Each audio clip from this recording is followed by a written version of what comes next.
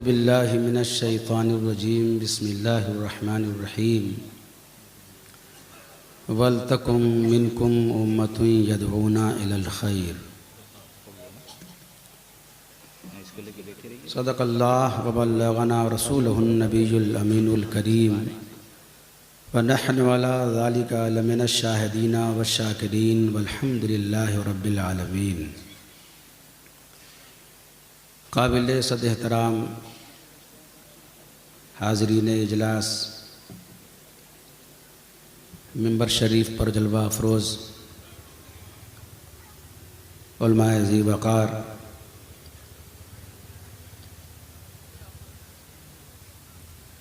इससे पेशतर कि यह खाकसार अपने हिस्से के मुताले का कुछ हिस्सा आपकी बारगाह में पेश करे। मोहब्बत के साथ बारगाह रिसालत में दुरूद व सलाम का हदिया पेश कीजिए। अल्लाहुम्मा सल्ली अला सय्यदना व शफ़ीना मौलाना मुहम्मद वजुदी वल करम व आलिहि व बारिक व सल्लिम सलातन दाइमतन बिदवामिल मलिकिल हय्युल क़य्यूम या हबीब अल्लाह सल्लल्लाहु तबारका व तआला अलैहि वसल्लम। बड़ा ज़िम्मेदार स्टेज है। जमात अहले सुन्नत की ज़िम्मेदार शख्सियत के नाम मंसूब ये इजलास है। इसी हवाले से हमसे पेशतर खुतबाए इस्लाम से आपने उनकी तकरीरें समाअत फरमाई। मुहब्ब मुकर्रम हज़रत मौलाना क़मरुज़्ज़मान मिसबाही साहब क़िबला जमात अहले सुन्नत के काबिल क़द्र ख़तीब हैं। मौजू और मौजू के साथ लफ्ज़ दोनों की हम आहंगी का हसीन मंजरनामा उनकी तकरीर हुआ करती है। यकीनन आप उनकी तकरीर से महजूज़ हुए होंगे। हज़रत मौलाना सिराज अहमद चिश्ती साहब क़िबला अपनी घंगरज आवाज़ से यकीनन मजमे पे छा जाने की सलाहियत रखते हैं। यकीनन वो बहुत दिनों तक आपके हवास पे सवार रहेंगे और जमात अहले सुन्नत के वो खुश नसीब हज़रात जिन्होंने सरकार की बारगाह में नात ख़ानी को अपना वजीफ़े हयात बनाया है, वो भी खुश नसीब हैं। शायर इस्लाम जनाब जाबिर अख्तर सुल्तानपुरी और हमसे पेशतर जिन्होंने मनक़बत पेश की और जिन लोगों ने पेश की, मैं उनके नाम से वाकिफ़ नहीं, मगर सब खुश नसीब हैं कि वो अपने अपने हिस्से की मदह सना अपने ममदूहीन की बारगाह में पेश करते रहे हैं। चंद जुमले लेकर यह खाकसार भी हाजिर है। मुमकिन है शायद कोई लफ्ज़ कोई जुमला अदायगी में आपके फ़हम से मुलाकात न कर सके, आपकी समझ से मुलाकात न कर सके तो मुझे माजूर रखेंगे, मगर मैं ये कोशिश करूँगा कि अपनी बात आपसे करीब होकर आप तक पहुँचा सकूँ। हम जिनकी बारगाह में खिराज पेश कर रहे हैं, दुनिया उन्हें मुजाहिद कहती है।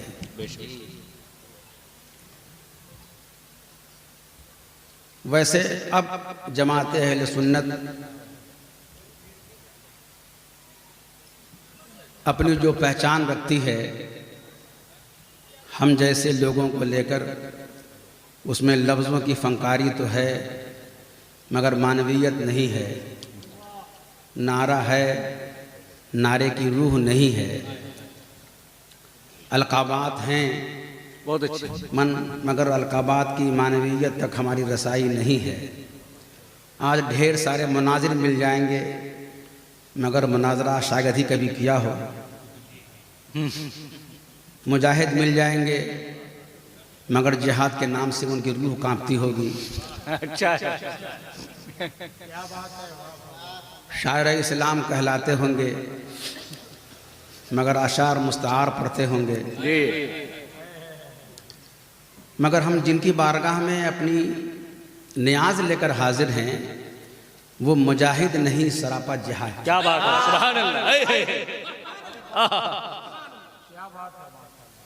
वो लफ्ज़ों के मुजाहिद नहीं थे, वो वाकई किरदार के मुजाहिद थे। सुभान अल्लाह, सुभान अल्लाह। अगर अल्लामा निज़ामी अलैहिर्रहमा ने उनके बारे में ये कहा कि उनकी आधी ज़िंदगी जेल में और आधी ज़िंदगी जेल से बाहर, तो बिल्कुल बरमहल का उन्होंने, मगर हम तो उसके आगे भी कहने की जुर्रत इसलिए कर सकते हैं कि हमने अपने बड़ों की लिखी हुई किताबें पढ़ी हैं कि जो जेल की ज़िंदगी है वो तो जेल की है ही, मगर जो जेल से बाहर की ज़िंदगी है वो भी जेल से कमतर नहीं है जी, वो भी मुश्किलात से भरपूर, वो भी सोबतों की आमाजगाह, हर कदम चलना जिनके लिए वाकई जिहाद कहलाए। हम घर के लिए मरते हैं, उन्होंने अपने घर को कुर्बान कर दिया था। हम अपने दामन को और अपनी दस्तार को बचाने की फिक्र करते हैं, उन्होंने अपनी दस्तार को सरकार के वकार के कदमों पर रख दिया था। हम जेल जाने से कतराते हैं, इसलिए जुर्रत का मुजाहरा नहीं करते, और वो जेल जाना अपनी फितरत का उन्होंने हिस्सा बना के रखा। याद रखिएगा, जो कौम खौफजदा हो जाए वो कौम कभी फातेह नहीं हो सकती। फातेह वही कौम होती है जो बेखौफ, फातेह वही कौम होती है जिसके अंदर जुर्रत, और फातेह वही कौम होती है जिनके कायद मुजाहिद मिल्लत जैसे।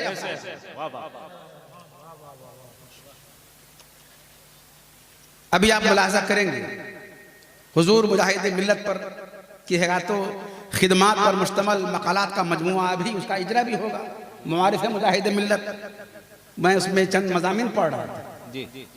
एक मजमून तो हज़रत मौलाना मुजाहिद साहब क़िबला की किताब अभी यहाँ तशरीफ़ फरमा है, उनमें देखा, यानी वाकई हैरत होती है कि किस किस रुख से मुजाहिद मिल्लत अलैहिर्रहमा व रिदवान ने अपनी कौम की रहनुमाई फरमाई। हमारी जमात के उलमा ने आज ये समझ रखा है कि सिर्फ रद्द वहाबिया ही दीन का काम है, वो भी दीन का काम, बहुत बड़ा दीन का काम है।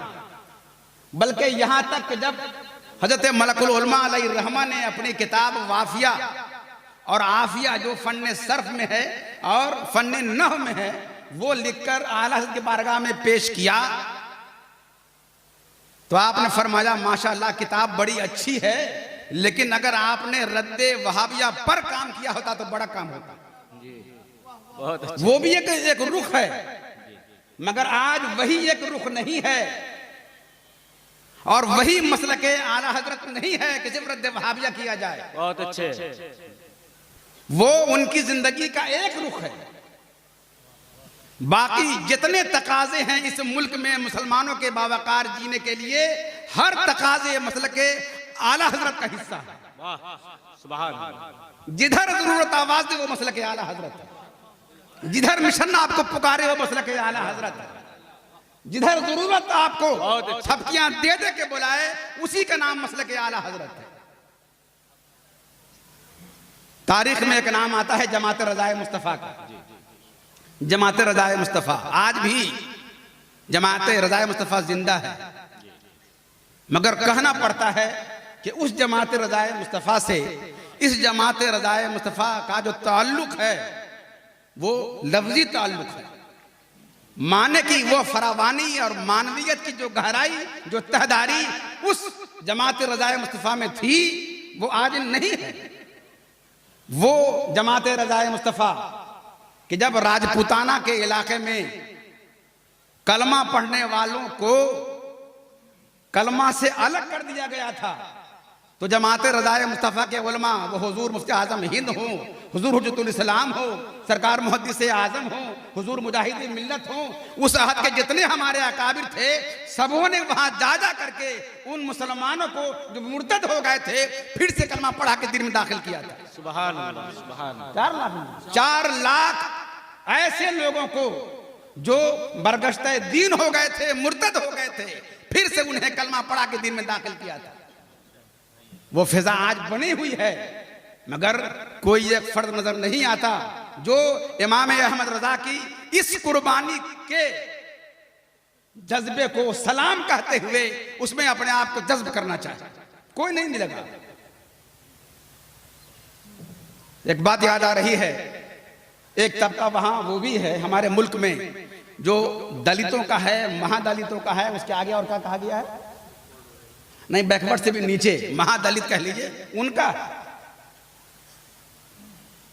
वो कहते हैं कि मैं भाई वो नहीं हूं जो तुम हो, वो मुसलमान भी नहीं है, मगर किरदार के एतबार से उन्हें कहा जाता है कि तुम वहां जाने के लायक नहीं, तुम ये काम करने के लायक नहीं, तुम वहां जाने के लायक नहीं। गोया कि वो न वो उधर हैं न इधर हैं, और वो जबाने हाल से कहते हैं मैं उधर नहीं हूं इधर नहीं हूं। मतलब ये कि उनकी रूह कहना चाहती है कि मेरी रूह प्यासी है कोई जो मेरी प्यासी रूह को तस्कीन दे। क्या बात है कोई, यानी वो दबे दबे लफ्जों में कहना चाहते हैं आए कोई मुझे बताए कि उजाला किसका नाम है, ईमान किसका नाम है, इस्लाम कहते किसे हैं, जहन्नम से निकलने का रास्ता क्या है, जन्नत में जाने की सबील क्या है। वो जबाने हाल से पुकार पुकार के कहते हैं हाय कोई जो मुझे उंगली पकड़ के सीधी राह दिखा दे।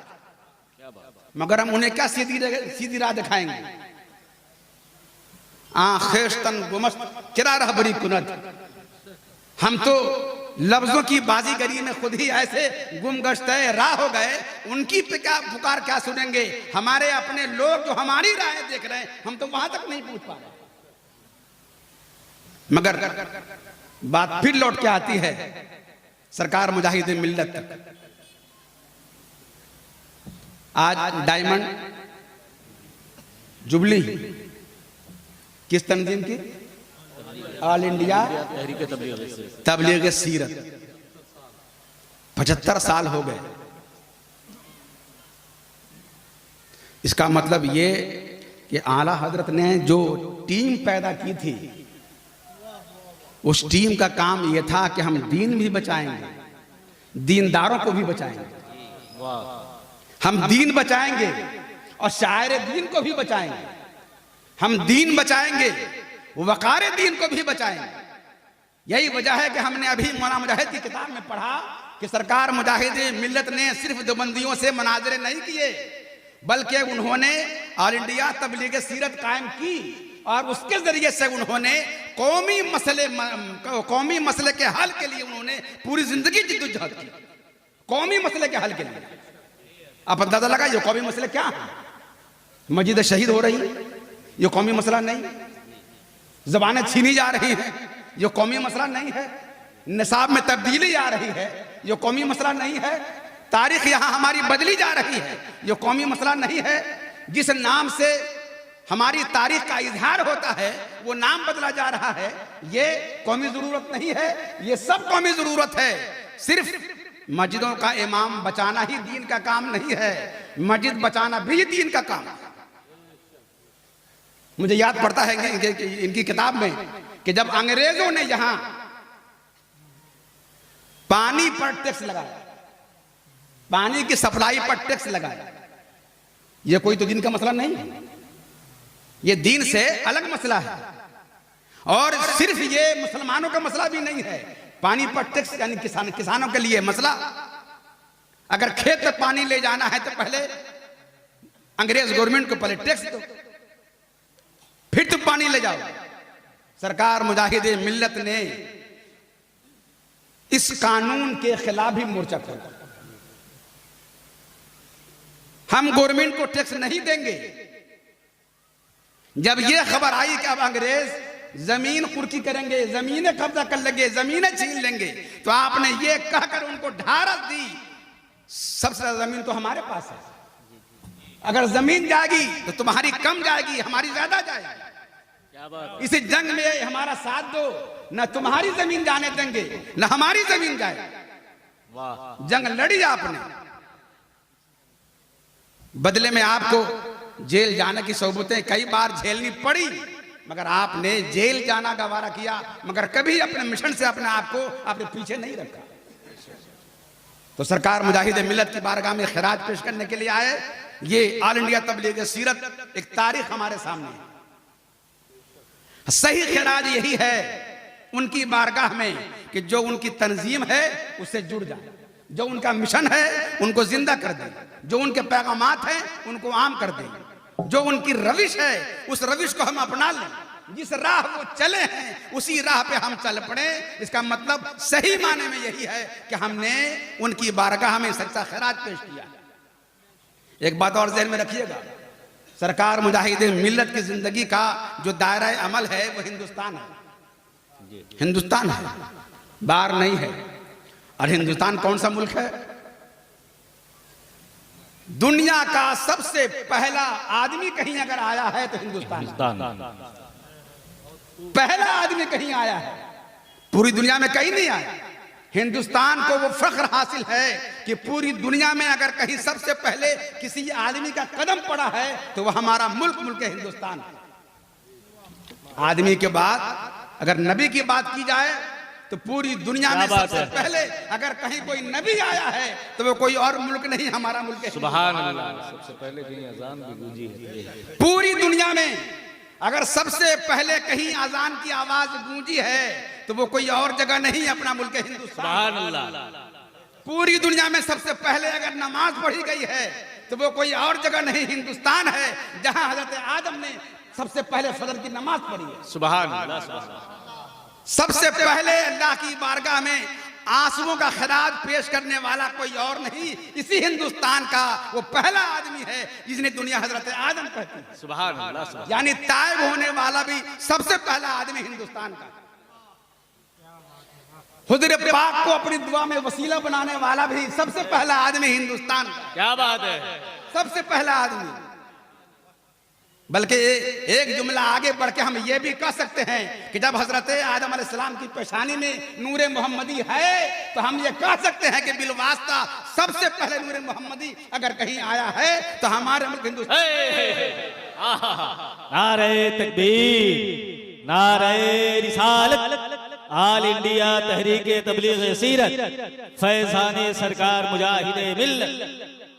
अब जिस मुल्क की ये शान हो, जिस मुल्क की ये अजमत हो और जिस मुल्क की ये तारीखी अहमियत हो, अगर उस मुल्क का कुछ नक्शा कहीं से भी अगर कोई बदलना चाहेगा तो वो लोग जो इस मिट्टी से प्यार करते हैं, जो इस मुल्क से प्यार करते हैं, और मुझे वाकई कहीं न कहीं हकीकत की तर्जुमानी मालूम होती है, हदीस न हो मगर कई ऐसे पहलू निकल करके सामने आते हैं कि अल्लामा इकबाल के इस शेर को सही कहना पड़ता है कि मेरे अरब को आई ठंडी हवा जहां से, मेरा वतन वही है, मेरा वतन वही है। सुभान अल्लाह। हम हदीस नहीं कहते जी, लेकिन जिस नबी मोहतरम ने हजरत ख्वाजा को यहाँ भेजा, जिस मुल्क में हजरत ख्वाजा रहते हों, यहाँ से खुशबू मोहब्बत की तो जाएगी।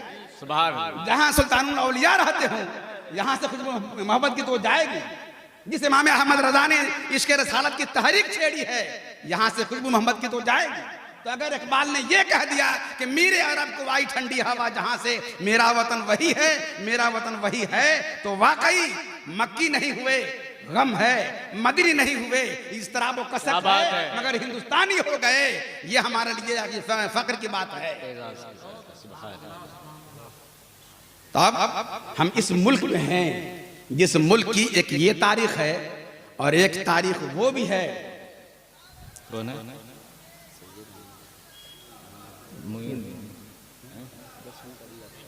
बाकी है जी, मोइन है ना। नारे तकबीर, नारे रिसालत। खड़े होकर इस्तकबाल कर ले औलादे गौसे आजम हुजूर सैयद मुईन मिल्लत तशरीफ ला रहे हैं। नारे तकबीर, नारे रिसालत, मसलके आला हजरत, फैजाने सरकार मुजाहिदे मिल्लत, आल इंडिया तहरीके तबलीग सीरत। नारे तकबीर, नारे रिसालत।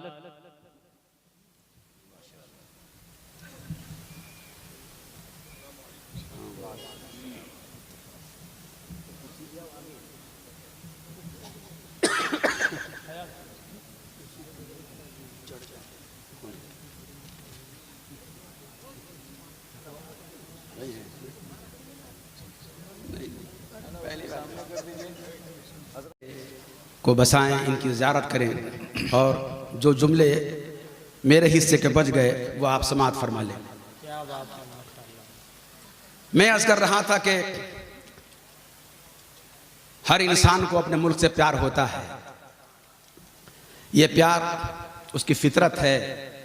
हमें भी अपने मुल्क से प्यार है और आदमी को जिस चीज़ से प्यार होता है वो उसका नुकसान गवारा नहीं करता। हमें भी अपने मुल्क से प्यार है, इसका नुकसान हमें गवारा नहीं है और न हमारे पुरखों को गवारा था। सरकार मुजाहिदीन मिल्लत का किरदार हमारी निगाहों के सामने है। उन्होंने ऑल इंडिया तबलीग सीरत के जरिए अपनी ज़िंदगी के जो ताबनाक नुकूश हमारे सामने छोड़े हैं वो हमारी मुस्तकबिल की ताबनाकी के लिए बहुत काफ़ी है। काश के हम उनकी तारीख़ का मुताला करें, मगर अलमिया ये है कि हम उस कौम के फ़र्द हैं जहाँ पढ़ने की रवायत कम होती जा रही है। ख़ास तौर पर अपनी तारीख़ का मुताला तो हमारे लिए अब ख्वाब बन गया। हम अपनी तारीख़ का मुताला नहीं करते और मुताला हम करें भी कैसे। हमारी तारीख़ या तो अरबी ज़ुबान में है, हमें अरबी नहीं आती, या हमारी तारीख़ फ़ारसी ज़ुबान में है, हमें फ़ारसी नहीं आती, या हमारी तारीख़ उर्दू और फ़ारसी से उर्दू के कालिम में ढाल दी गई है, उर्दू पढ़ने में हमें शर्म आती है। तो अब अंदाज़ा लगाएं कि तारीख़ तक रसाई के जो 3 ज़राए हमारे पास थे जो काबिल एतमाद थे, अरबी ज़ुबान में तारीख़ पढ़ लें, फ़ारसी ज़ुबान में तारीख़ पढ़ लें, उर्दू में अपनी तारीख़ पढ़ लें, मगर इन तीनों ज़बानों से हमारा कोई इलाका नहीं है, कोई ताल्लुक़ हमारा इन ज़बानों से नहीं है। इल्ला माशाअल्लाह। जिस कौम को उसकी अपनी तारीख़ मालूम नहीं हो वो कौम बावकार जीने का ख्वाब तो देख सकती है मगर बावकार जी नहीं सकती। गालिबन डॉक्टर इकबाल के किसी मसनवी का शेर है या किसी फारसी कलाम का शेर है कि याद कुन तारीख रा पाइंदा शब, अपनी तारीख को याद रखो और जिंदगी पा जाओ। अपनी तारीख याद रखो। हमने अपनी तारीख याद नहीं रखी, पढ़ी ही नहीं है, क्या रखेंगे। हाँ, हमें अपने घर की तारीख याद है, अपने खानदान की तारीख याद है, मगर अपने खानदान का दायरा ही कितना है। 1 पुश्त जाएंगे, 2 पुश्त जाएंगे, 3 पुश्त जाएंगे, उसके आगे हम जा नहीं सकते। मगर जो अजीम तारीख हमारा हिस्सा है, हम जिस अजीम खानदान के फर्द हैं, उस तारीख का मुताला करेंगे तो आपको लगेगा दरिया पे मुसल्ला बिछा के नमाज पढ़ने वाले हम ही हैं। सूखे हुए दरिया में खत लिखकर पानी जारी कर देने वाले हम ही हैं। दुर्रा मारकर थरथराती हुई जमीन को ठहरा देने वाले हम ही हैं। भपरी हुई मौजों को ताबे फरमान कर लेने वाले हम ही हैं। हर मुखालिफ सिमतों में अपनी फतह मंदी के झंडे गाड़ने वाले हम ही हैं। मगर ये तारीख तब हमें मालूम होगी जब तारीख से हमारा कोई ताल्लुक होगा। दूर क्यों जाएं, हुजूर मुजाहिदीन मिल्लत ने जो तारीख हमारे सामने रखी है। मैंने अभी हजरत के आने से पहले अर्ज किया कि मैं अल्लामा वारी जमाल साहब की तहरीर जो आज़मी तबलीग सीरत के हवाले से है वो पढ़ रहा था। किस किस अंदाज से उन्होंने उनकी तारीख को हमारे सामने रखा है। खुदा पाक इनका साया हम पे दराज फरमाए। यानी किस किस अंदाज से एक ऑल इंडिया तबलीग सीरत है, आप पढ़ते जाएं आपको लगेगा हड्डी बूढ़ी हो गई है मगर हौसला जवान है। सुभान अल्लाह। कवा मुजमहिल हो गए हैं मगर हौसले में वही जवानी है। बुढ़ापा आ गया है मगर मिशन में तवानाई वही है। चलने की सकत नहीं रही है मगर मिशन को आगे बढ़ाने का हौसला वही है। उस बुढ़ापे के आलम में किसी ने कह दिया कि हुजूर ऑल इंडिया खाकसारा ने हक तंजीम कायम करने की जरूरत है। फरमाया कि मेरी जरूरत है, इनके अल्फाज है, मेरी जरूरत है। कहा हुजूर, तो मैं हाजिर हूं। तो आप अंदाजा लगाएं कि जवानी से लेकर बुढ़ापे तक जिन्होंने हमें बावकार जीने का हौसला दिया, हम जेल जाने से डरते हैं। जेल से भी कोई डरने की चीज है। हम फिर कहेंगे आपने अगर अपनी तारीख पढ़ी होती तो आपको अंदाजा होता, नीचे से ऊपर जाएं या ऊपर से नीचे आए तो आपको अंदाजा होगा हर बड़ी तारीख जेल ही में लिखी गई। हर बड़ी तारीख जेल में। अल्लामा वारी जमान साहब क़िबला, सैयद साहब क़िबला, वो किताब पढ़ा रहा था रसूल मुफ्ती, उसमें एक बात आई, जामे फ़िक़्ह हनफ़ी हज़रत इमाम मोहम्मद हैं, 6 किताबें हैं जो ज़ाहिरुर रवाया कहलाती हैं, उलमाए किराम मौजूद हैं, ज़ाहिरुर रवाया में 6 किताबें हैं। उन 6 किताबों को एक किताब में जमा किया अल्लामा काफ़ी ने, किताबुल काफ़ी के नाम से। इतना बड़ा काम अंजाम देने वाले आलिम को सिला क्या मिला? सजदे में उन्हें शहीद कर दिया गया। अल्लामा काफ़ी, किताबुल काफ़ी, साहिब किताब, साहिब काफ़ी नहीं, वो अहले अरब। उनकी इस किताबुल काफ़ी की शरह लिखी मबसूत के नाम से। कितने लोगों ने शरह लिखी? उसमें एक नाम अल्लामा सरखसी की मबसूत का भी है, एक नाम मबसूत सरखसी। मालूम है कहाँ लिखी गई? हर बड़े आलिम को, हर बड़े काम करने वाले को जेल जाना हुआ। अल्लामा सरखसी अलैहिर्रहमा को भी उस वक्त के खलीफा ने जेल में डाला। अब वो जेल कैसा था? खुश्क कुआं, उनको कुएं में डाला। मगर आपको हैरत होगी कि आपने उसी कुएं से 1 जिल्द नहीं, 2 जिल्द नहीं, 5 नहीं, 10 नहीं, 15 जिल्दें मबसूत की आपने उस कुएं से अपने तलामज़ा को इमला करा दिया। 15 जिल्दें आप उनके हाफजे की दाद दें, कैसा उनका हाफजा था और कैसे उनके तलामज़ा थे कि उनका शेख कुएं के अंदर है और वहीं से वो लिखा रहा है। तलामज़ा लिखते जा रहे हैं, 1 जिल्द, 2 जिल्द, 3 जिल्द, 10 जिल्द, 15 जिल्दें लिखवा दी। हम लम्हे भर के लिए अगर किसी परेशानी के शिकार हो जाएं, अपना मिशन भूल जाएं, अपना मुस्तकबिल भूल जाएं, राह बदलने की सोचें, मगर वो कैसे आज़मो हौसले के पहाड़ थे कि 15 जिल्द लिखने के लिए कई साल जेल में रहना पड़ा होगा। मगर जेल में जिंदगी रो रो के नहीं काटी मोमिन की तरह कि रात मस्जिद में जा फंसा मोमिन, रात काटी खुदा खुदा करके, नहीं, बल्कि उन्होंने उस कैद खाने को भी अपने लिए तन्हाई का, सुकून का और किताब लिखने का जरिया बना लिया और 15 जिल्दें हमारे हवाले कर। अपने हिंदुस्तान में आ जाइए, अल्लामा फजल खैराबादी जंग आज़ादी के हीरो, काला पानी डाल दिए गए, आंसू नहीं बहाए, आंसू बहाने में जिंदगी नहीं गुजारी। किताब पढ़ेंगे आपको वो किताब रुला देगी। किताब पढ़ते पढ़ते आपकी पलकें बोझल हो जाएंगी। आप किताब का नाम याद आ रहा है, भीगी पलकों का बोझ। यानी पढ़ते पढ़ते वाकई पलकें बोझल हो जाएंगी। लेकिन उस शख्स के बारे में ये नहीं आता कि उन्होंने आंसू बहा के किताब लिखी। जेल में उन्होंने एक किताब लिखी अस्सौरतुल हिंदिया, जिसका उर्दू नाम बागी हिंदुस्तान है। इल्मुस्सेगा, जो हर दरसगा की आज जरूरत है, वो किताब भी काला पानी के जेल में अल्लामा इनायत अहमद काकोरी अलैहिर्रहमा ने वही लिखी थी। और करीब आ जाइए, इदारा शरिया के बानी अल्लामा अशरुल कादिर अलैहिर्रहमा वो जमशेदपुर के एक फसाद में जेल में डाल दिए गए, साक्षी के जेल में। आंसू बहाते आपने वहां वक्त नहीं काटा, बल्कि आपने जो किताब लिखी थी जलजला, उसके जवाब में 6 किताबें लिखी गई थी देवबंदियों की तरफ से। 2 किताब को उन्होंने छोड़ दी कि वो किताब जवाब देने के लायक नहीं है, मगर गालिबन 4 किताबें ऐसी थी जिनका उन्होंने जवाब देना जरूरी समझा। उसी साक्षी जेल में आपने ज़ेरो ज़बर के नाम से उन 4 किताबों का जवाब लिखा।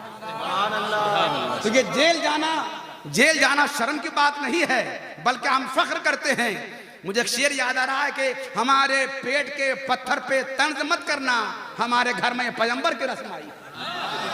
तो हमारे जेल जाने पे हैरत मत करना, कभी अफसोस मत मलना कि जेल गया है, बल्कि ये सोच के खुश हो जाना कि हमारे दौर का भी कोई ऐसा मुजाहिद है जो मुजाहिद मिल्लत की पैरवी करते हुए हक की राह में जेल गया। सुभान अल्लाह, जिंदाबाद या रसूल अल्लाह। बहुत अच्छे, हिंदुस्तान हमारा मुल्क है। इसी मुल्क में आला हजरत ने हुज्जतुल इस्लाम ने, मुफ्ती आज़म हिंद ने, मुहद्दिस आज़म हिंद ने, मुफस्सिर आज़म हिंद ने, सदरुल्लाह फाजिल ने, बुरहान मिल्लत ने, मुजाहिद मिल्लत ने, हाफिज मिल्लत ने, ये जितने हमारे साहिबाने मिल्लत गुजरे हैं उन्होंने दीन का भी काम किया है और दीनदारों के तहफ़्फ़ुज़ का भी काम किया है। सुभान अल्लाह। हम एक पहलू को लेके चलेंगे, दीन तो दीनदारों से जिंदा है, जब दीन वाले ही बाकी नहीं रहेंगे आखिर दीन रहेगा कहाँ? इसलिए दीन बचाने के लिए जरूरी है कि दीनदारों को बचाएं, और दीनदारों को बचाने के लिए जरूरी है उन्हें उनकी तारीख पढ़ाएं, उनके असलाफ का कारनामा क्या है वो हमें बताएं। और आज का ये इजलास और मुआरिफ मुजाहिद मिल्लत, ये दोनों इसी जिहाद की दो तस्वीरें हैं। आपको ये जानना होगा, इस मुल्क में अगर वाकई बावकार जीना है तो मुजाहिद बन के जीना होगा। लफ्ज़ जिहाद नहीं, वाकई वो गुलामी में बदल जाती हैं, क्या वो लफ्ज़ों की ताबीरें?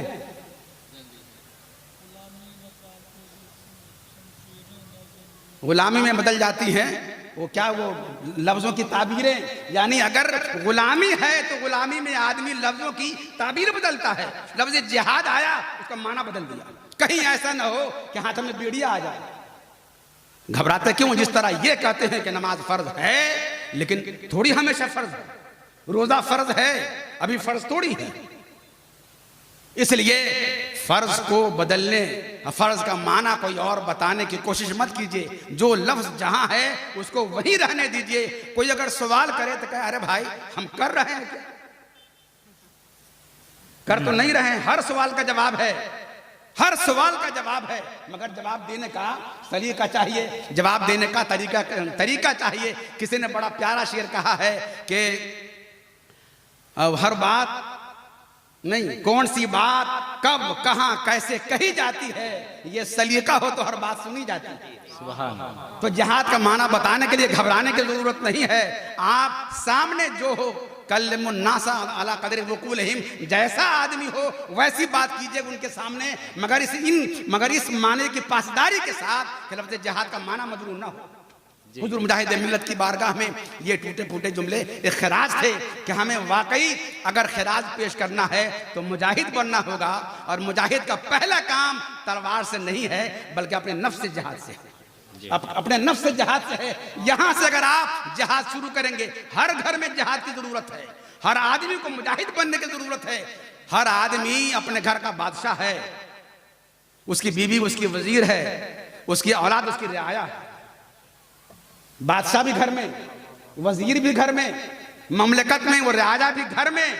आप घर में पहले अपनी इस्लामी हुकूमत को नाफिज करके देखें। अगर हर घर में इस्लामी हुकूमत नाफिज हो गई फिर किसी तलवार की जरूरत नहीं है। यूं ही ऐसा हसीन इनकलाब आएगा कि बदलते बदलते बदलते बदलते यहाँ का नक्शा बदलेगा। फिर हम कह सकेंगे अल्लामा डॉक्टर हसन रज़ा खान की जुबान में कि कफस की तीलियों से लेकर शाखे आशियाँ तक है, मेरी दुनिया यहाँ तक है, मेरी दुनिया वहाँ तक है। अस्सलामु अलैकुम व रहमतुल्लाहि व बरकातहू।